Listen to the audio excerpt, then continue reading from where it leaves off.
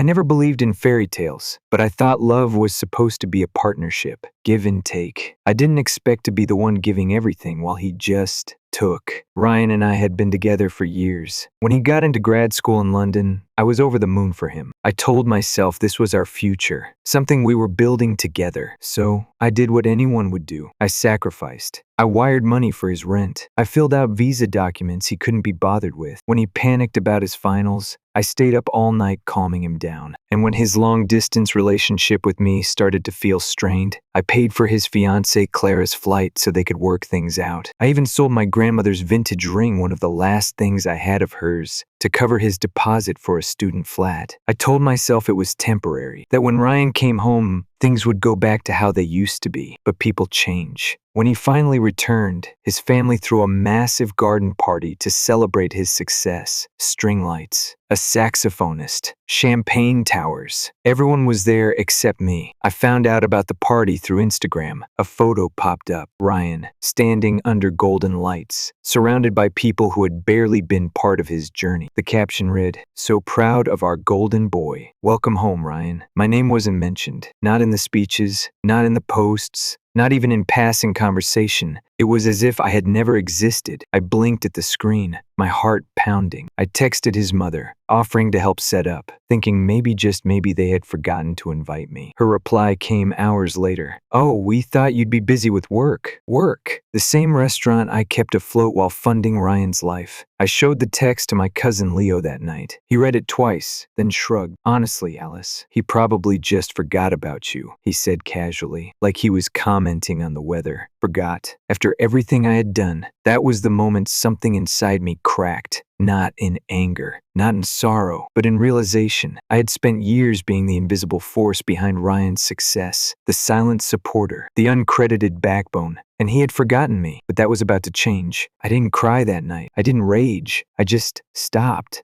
Stopped texting, stopped checking my phone, stopped hoping Ryan or anyone in his perfect circle would notice my absence. Instead, I opened my laptop, clicked on an ad I had seen a million times, and booked myself a week at a quiet beachside resort. First-class suite, ocean view, no cell service, just quiet. The next morning, I packed my bag and left. No explanations, no goodbyes, no texts. No one noticed. While they raised their glasses to Ryan under string lights and toasted his bright future, I sipped black coffee on a private balcony, watching the waves kiss the shore. The silence was heavy at first, like a weight pressing down on my chest. But as the days passed, I realized it wasn't suffocating. It was liberating. For the first time in years, I wasn't refreshing bank statements, calculating how much more I could afford to send. I wasn't proofreading Ryan's emails or talking him down from a meltdown. I was just existing, and it was enough. Mornings were filled with long walks on the sand, the salt air tangling in my hair. Afternoons were spent reading, letting the sun warm my skin as the sound of the waves lulled me into a peace I hadn't known in years. And in the evenings, I sat by the shore, wine glass in hand, watching the horizon stretch endlessly. The ocean didn't ask for anything. It didn't need me to fix, manage, or support it. It just was. And for once, I allowed myself to be like that too. But while I was finding peace, their world was falling apart. I didn't know it yet, my phone was off, and the resort didn't believe in distractions, but back home, the cracks in Ryan's perfect facade were starting to show. It started with Clara. She had been going through his laptop, looking for something innocent, travel receipts, maybe. But instead, she found everything. Bank statements, transfer records, every dollar I had sent. Ryan had told her he was financially stable, that he had built his success on his own. But the truth was right there, hidden in a folder labeled Alex Emergency Plan. Except I wasn't Alex. I was Alice. And that emergency plan? It was me. Clara's world came crashing down. She didn't just confront Ryan, she left him, moved out, blocked his number. But I didn't know any of this. Not while I was standing ankle deep in the water, watching the sunset paint the sky in shades of gold and crimson. I was miles away from the chaos, breathing in the calm I had starved myself of for years. And the silence? It was no longer a punishment. It was a gift. Title: The Lies Crumbled. While I was gone when I left, I thought I was walking away from the chaos. I didn't realize I had lit a match on my way out. I had been gone for 4 days when my phone finally buzzed back to life. I had turned it off the moment I checked into the resort, and for a while, I forgot it even existed. But curiosity got the best of me. The first thing I saw was a string of missed calls. Mark, Helen, Leo, even Clara. And then came the texts. Leo, Alice, you need to call me. Like now. Mom,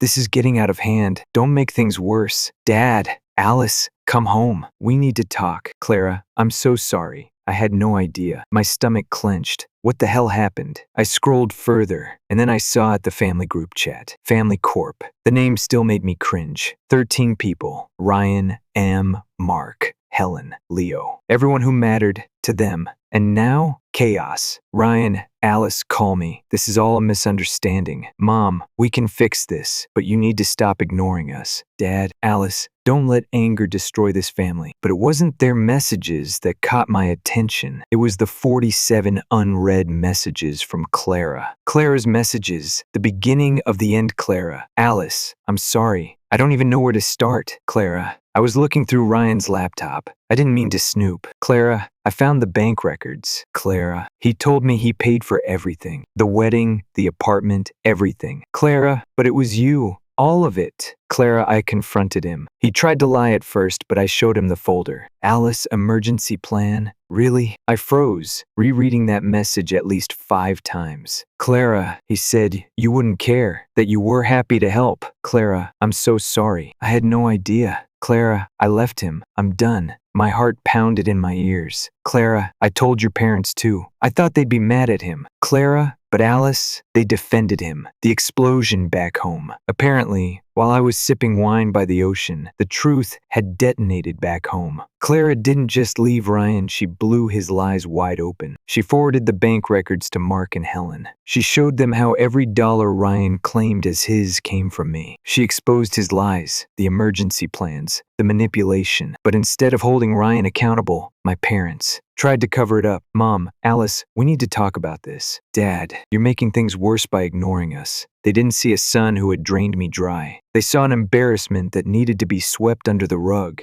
And Leo? He had known. Leo, look, Alice, I didn't think it was my place to say anything. Leo, Ryan said he'd pay you back. I thought it was temporary. Leo, I didn't know it would get this bad. I clenched my jaw so hard it hurt. Leo, my cousin, who had watched me struggle and sacrifice, had stood by and done nothing. Nothing. Ryan's desperation in the breaking point, but Ryan was panicking. Ryan, Alice, come on. I didn't mean for it to get this bad. Ryan, we can fix this. Ryan, I was going to pay you back. Lies. Ryan, you're my family. You always said we're in this together. Ryan, don't turn your back on me now. Now that Clara had left him, now that the family was in chaos, now that he had no one left to lean on, he wanted me back to clean up his mess. The calm before the final storm. I stood on the balcony of my suite, watching the waves crash against the shore, my phone buzzing relentlessly beside me. For the first time, I didn't feel the usual pull, the guilt, the obligation. I had been the invisible backbone of their world for too long, and now that their world was falling apart, they were finally noticing my absence. But it was too late. The final message that changed everything. Just as I was about to turn my phone off again, one last message came through. Grandma, Alice, I see what's happening. I've seen it for years. Grandma, come home when you're ready, but only when you're ready. I blinked, tears stinging the corners of my eyes. Grandma, the only one who ever really saw me. Her words were the first thing that didn't feel like a demand. They felt like permission to come back on my terms. And for the first time in years, I felt a spark of something I hadn't felt in a long time. Control. I didn't rush home. I could have. I could have packed up the moment I saw Grandma's message, gotten on the next flight, and walked straight into the fire. But I didn't. Because this time, I wasn't running toward the chaos, I was walking toward my own freedom. It took me 3 more days. 3 days of sitting by the shore, letting the waves wash away the guilt, the resentment, and the obligation that had weighed me down for so long. When I finally packed my bags and left the resort, I wasn't the same person who had arrived. The Alice who boarded that train had been exhausted, heartbroken, and desperate to escape. The Alice returning home, she was done being invisible, back to reality, but on my terms. The town hadn't changed. Same quaint streets, same cozy diners, same people who had always known me as Ryan's supportive girlfriend, or the quiet one who's always helping. But I had changed. I drove straight to my apartment, dropped my bags, and stood in the middle of the living room. Silence. But this time,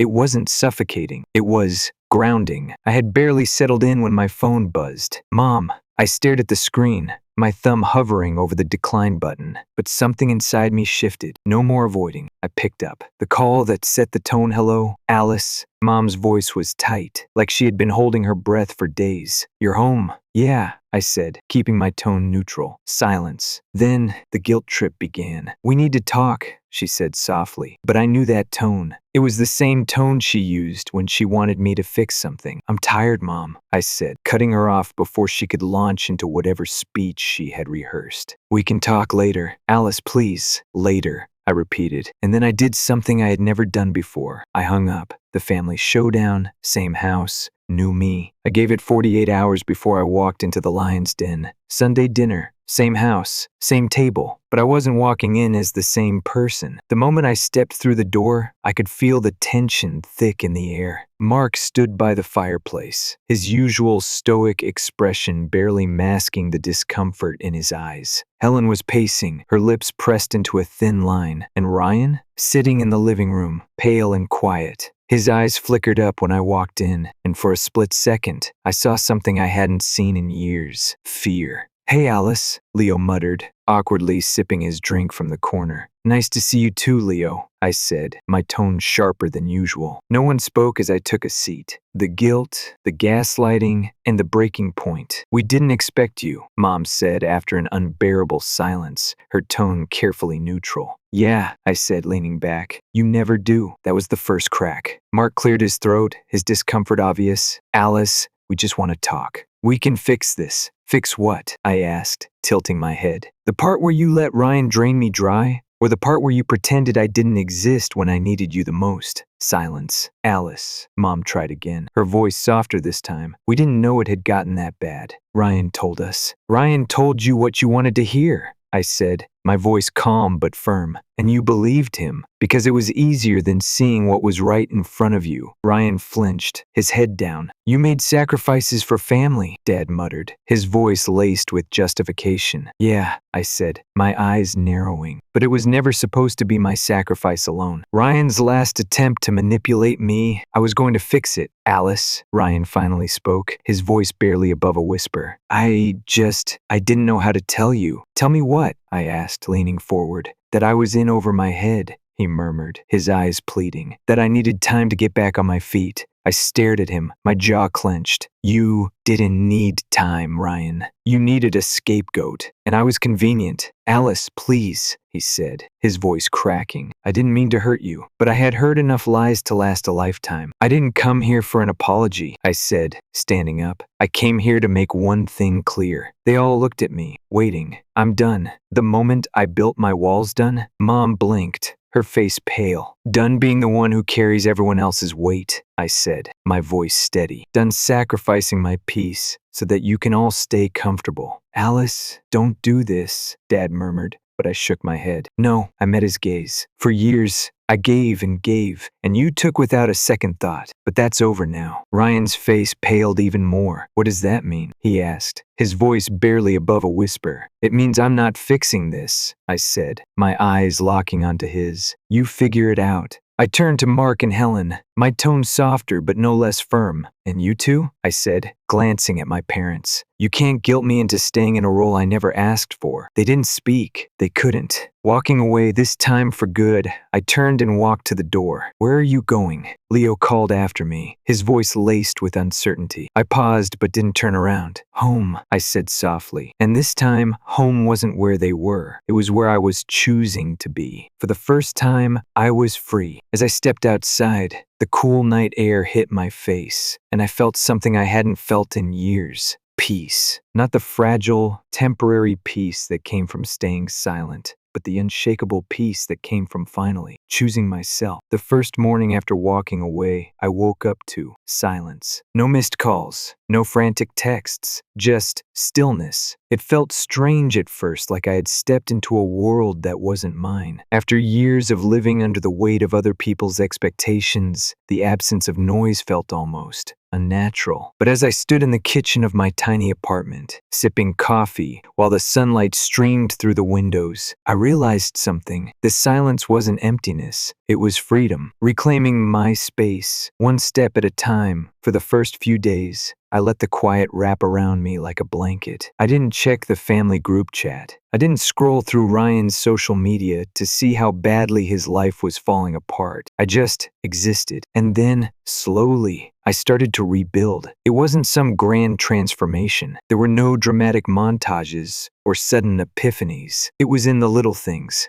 Clearing out the boxes that had been sitting in my closet for years, filled with memories I no longer wanted to carry, changing the password on the family Netflix account, switching off the auto payments for subscriptions I had been funding for Ryan. Each action felt like cutting a thread that had tied me to a life where I was invisible, pouring my heart into what I loved. But the real change, it happened in my restaurant. When I had first opened the place, I had poured my soul into it. It wasn't fancy, just a cozy little spot where locals came for good food and familiar faces. But somewhere along the way, I had lost that spark. Between managing Ryan's life and carrying my family's burdens, I had let my dream become just another obligation. Not anymore. I threw myself back into the kitchen, experimenting with new recipes and revamping the menu. I chatted with customers, learned their stories, and made the space feel like a home again, my home. Word spread. People noticed. And before I knew it, the little restaurant that had once been an afterthought in my life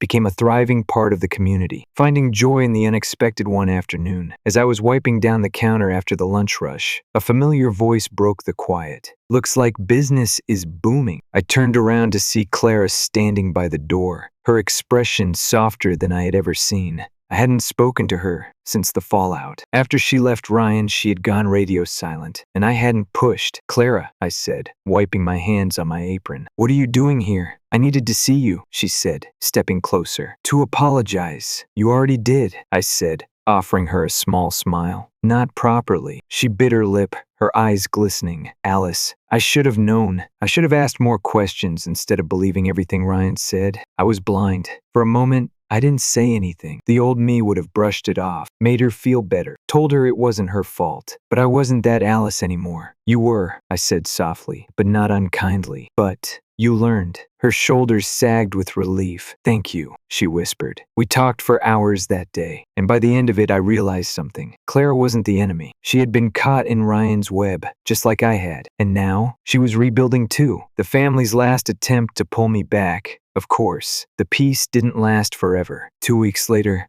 I got a voicemail from Mom. "Alice, we miss you. Your father and IDOWE didn't handle things well. But we're family. Can't we move past this?" I stared at my phone for a long time. They didn't get it. Family wasn't supposed to hurt. Family wasn't supposed to take until there was nothing left. But I wasn't angry anymore. I was tired. So I did something I never thought I'd do. I deleted the voicemail. No second chances. No more going back to a life where I was invisible. Leo's half-hearted apology. A week after that, Leo showed up at the restaurant. "Hey," he said, standing awkwardly by the counter as I wiped down a table. "Leo," I greeted, my tone neutral.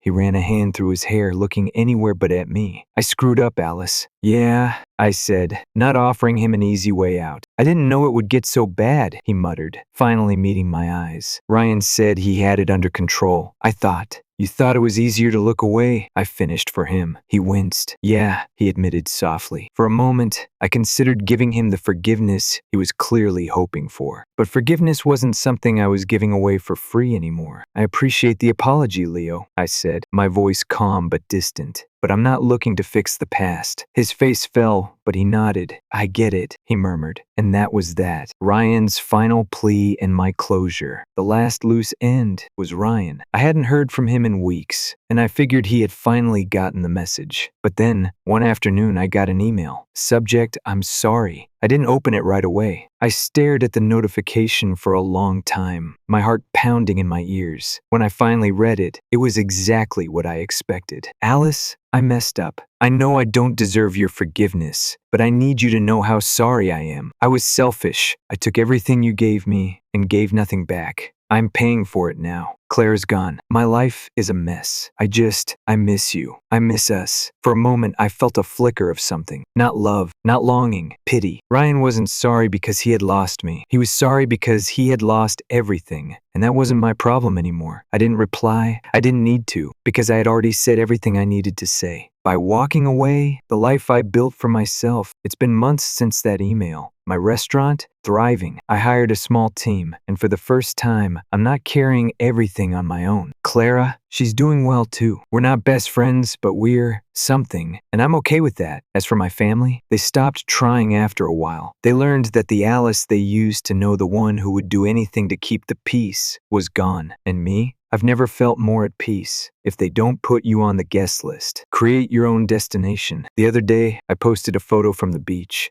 The same spot where I had watched the sunset that first night after leaving it all behind. The caption was simple. If they don't put you on the guest list, make your own plans. It went a little viral. Even Clara liked it. And Leo? He sent me a screenshot of the family group chat losing their minds over it. Let it go. Dad had finally texted. They didn't lose me. They never really had me. But now, I had myself. And that was more than enough. Story 2. I've never called her mom. Not once. It's always been Jackie. Just Jackie. She insisted on that. Said she was too young to be called mom. I think deep down, it made her feel older, and Jackie couldn't bear that. So, Leah, my half-sister, and I grew up referring to her like she was an acquaintance, not our mother. And in many ways, that's exactly how it felt. Jackie had me when she was barely out of high school. My dad, Chris, was her high school boyfriend, but they were never in love. I was an accident, a term Jackie didn't hesitate to use, casually throwing it around like it was just another fact of life. My dad tried to be there for me. He never missed a child support payment, and every weekend, without fail, he'd show up. But Jackie, she never made it easy. Every time he came to pick me up, she found a reason to argue. I was too young to understand why, but I could feel the tension in the air, a coldness that settled over the house like an unwanted guest. As I grew older, I realized my dad wasn't the villain Jackie painted him out to be. He was consistent, reliable, and he genuinely loved me. Jackie, on the other hand, couldn't let go of her resentment. She acted like I was a reminder of her failed relationship,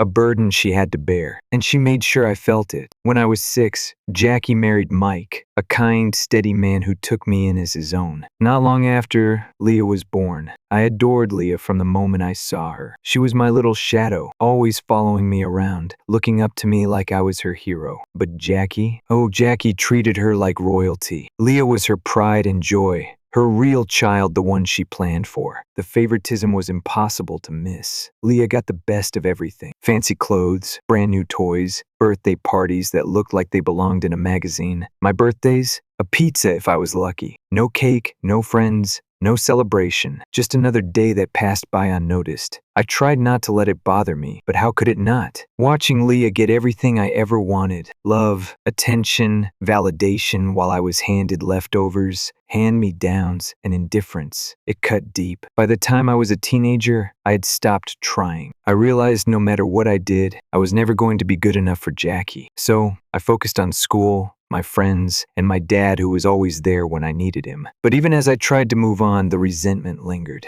Jackie had built a wall between us, and I was too tired to keep trying to climb it. College and a taste of freedom. When I left for college, it was like a breath of fresh air. Finally, I was free from the suffocating environment Jackie had created. I barely heard from her while I was away, which was a relief more than anything. But Mike, Leah, and my dad, they kept in touch, visited often, and made sure I never felt alone. During my senior year, I met Ben. He was charming, supportive, and for a while, he made me feel like I was finally enough. We fell hard and fast, and after graduation, I brought him home to meet my family. Jackie, of course, had something to say. She couldn't believe someone like Ben was with me. She said it in a way that was meant to be a joke, but I could see the underlying disdain in her eyes. As usual, I brushed it off, but Ben noticed. He told me later that night how weird he thought Jackie's behavior was. I laughed it off, but the truth was, I had grown so used to her passive-aggressive digs that I barely registered them anymore. Jackie's interest in Ben didn't stop there. She friended him on Facebook, started commenting on his posts, and sent him the occasional message. Ben told me about it, asking if it was okay. I told him to accept her request, because I knew if he didn't, she'd find a way to make it a bigger issue. But the whole thing left me feeling uneasy. Over the 3 years Ben and I were together, Jackie kept a polite but strangely invested interest in him. Ben started noticing things I had long ignored: how Jackie seemed to undermine me, dismiss my achievements, and treat me like I was in some kind of competition with her. It was unsettling to think that my own mother might be jealous of me. But the more I thought about it, the more everything started to make sense. Ben and I eventually broke up.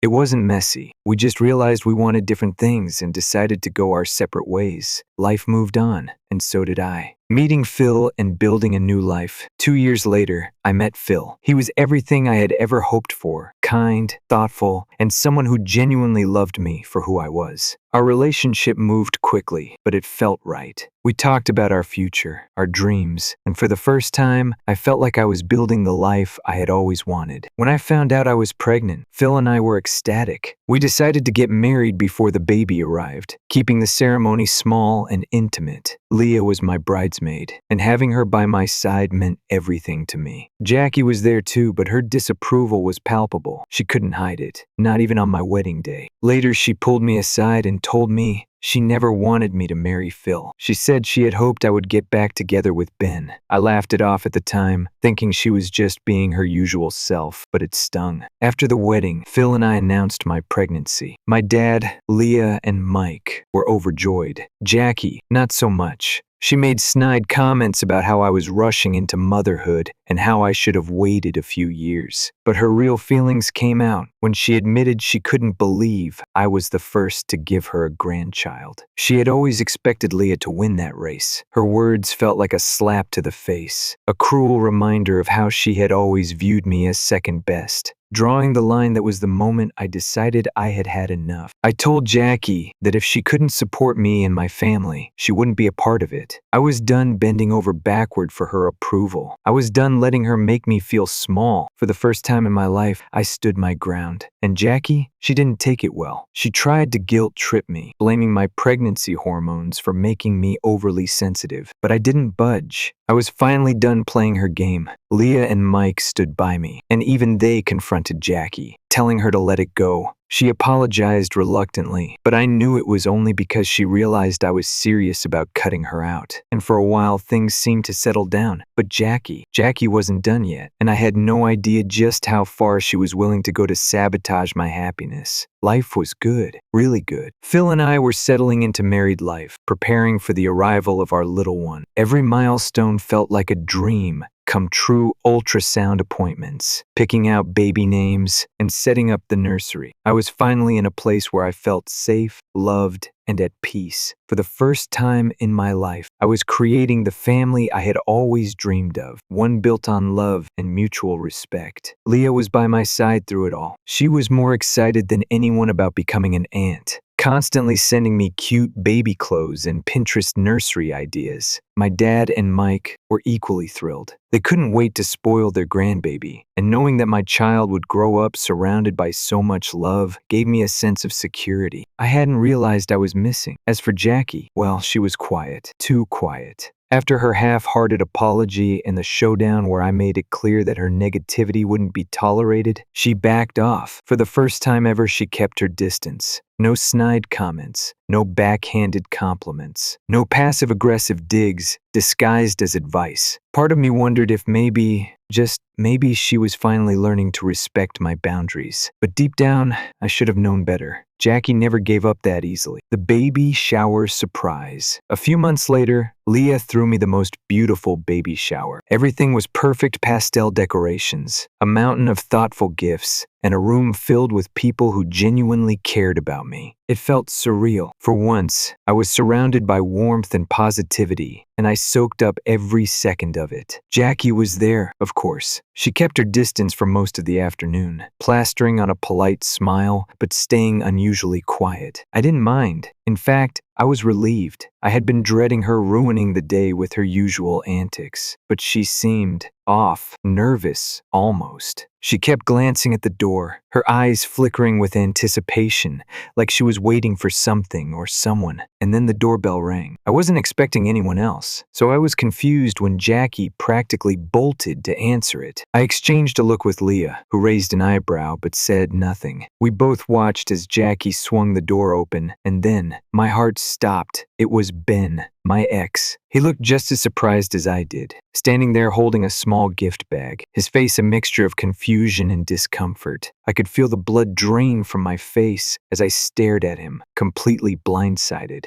This was my baby shower. Why the hell was my ex-boyfriend standing in my doorway? Jackie's face lit up like she had just won the lottery. "Surprise," she announced, her voice way too chipper for the situation. "I thought it would be nice for you two to reconnect." The room went dead silent. You could have heard a pin drop. I felt like I was in some kind of twisted alternate reality. This couldn't be happening. I blinked, hoping I was imagining things. But nope, Ben was still standing there, looking like he wanted to melt into the floor. Hi," he mumbled, his eyes darting around the room. "Ben?" I finally managed to say, my voice barely above a whisper. Jackie, oblivious, or maybe just ignoring the tension, clapped her hands together. "I've been talking to Ben for weeks," she said proudly, like she had just orchestrated the reunion of the century. "I told him how unhappy you've been and how you're just settling with Phil." I couldn't breathe. What? The word came out sharper than I intended, but I didn't care. My heart was pounding in my ears as I turned to Jackie, who had the audacity to look offended, like I was overreacting. "I was just trying to help," she said, her tone dripping with fake innocence. "I mean, I know you rushed into things with Phil because of the baby, and I thought maybe you'd want a second chance with Ben." I was too stunned to speak. My mind was spinning, trying to process what was happening. I glanced at Phil, who was standing frozen by the snack table, his jaw clenched so tight. I thought he might crack a tooth. Leah looked like she was about to explode,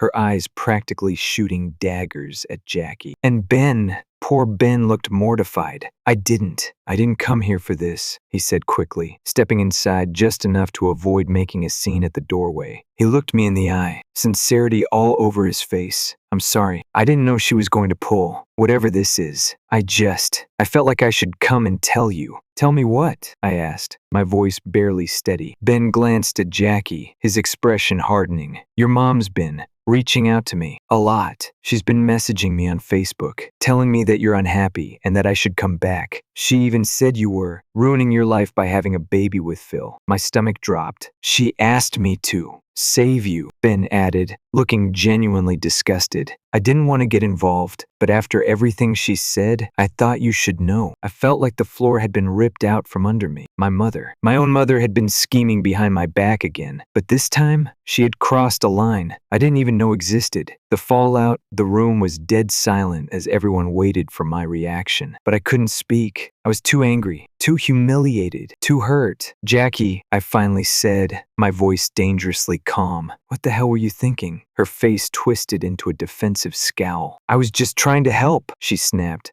like I was the one being unreasonable. "I thought you'd be happy. Ben was always a better match for you than Phil." "Stop." I cut her off, my voice shaking. "You don't get to decide who's right for me. You don't get to interfere in my life like this. Not anymore." Jackie's eyes narrowed. "You're overreacting." I was just overreacting? I could feel the anger boiling over now, bubbling just beneath the surface. "You invited my ex to my baby shower, Jackie. You've been manipulating him behind my back. And you think I'm overreacting?" Jackie's expression shifted, her confidence faltering for the first time. I didn't want you to make the same mistakes I did." There it was. The truth. Jackie wasn't trying to help me. She was trying to fix her own regrets through me. But I wasn't her. I never would be. "Leave," I said, my voice barely above a whisper. Her eyes widened. "What?" "Leave," I repeated, louder this time. "Get out, now." For once, Jackie didn't have a snarky comeback. She stood there, stunned, as the weight of what she had done finally hit her. But I didn't care. I was done. Phil was by my side in an instant, his hand gently resting on my back, grounding me. Leah stepped forward, her expression fierce as she stared Jackie down. "You heard her," she said firmly. "Get out." Jackie's face flushed with embarrassment as she realized everyone in the room was watching. With one final huff, she turned and stormed out, slamming the door behind her. The moment she was gone, I let out a shaky breath, feeling the tension start to leave my body. Ben gave me a small, apologetic smile. "I'm really sorry," he said softly. "Thank you," I murmured, "for telling me." He gave me a nod, handed me the small gift bag, and left quietly. The silence that followed was deafening. The aftermath, after everyone left, I sat in the nursery, the soft glow of the nightlight illuminating the tiny space that would soon be my baby's world. Phil sat beside me, his arm wrapped protectively around my shoulders. "You okay?" he asked softly. I nodded, but the truth was, I didn't know. I was angry, I was hurt, but most of all, I was tired. Tired of Jackie's games. Tired of always being the one who had to pick up the pieces after she shattered everything. "I can't do this anymore," I whispered. "I'm done." Phil kissed the top of my head, his voice gentle but firm.